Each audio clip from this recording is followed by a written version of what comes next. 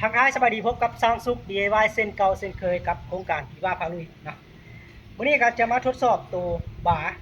เลื่อยจักรสตินเนาะความยาวกว่า80เซนตัวนี้เนาะแล้วก็มาใส่กับเมินหรือว่าหินเจียเนาะตัวนี้เป็นอ่าไฟ200ซาว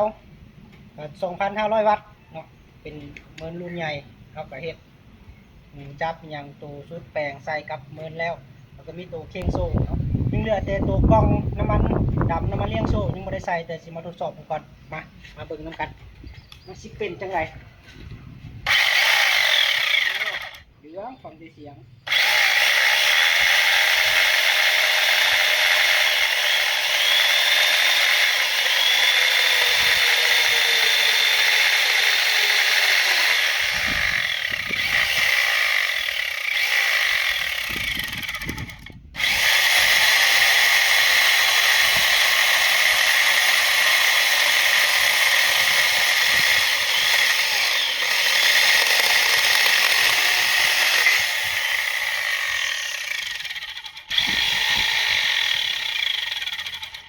ก็ถือว่าโอเคเนาะเป็นรุ่นที่ใส่กับไฟฟ้า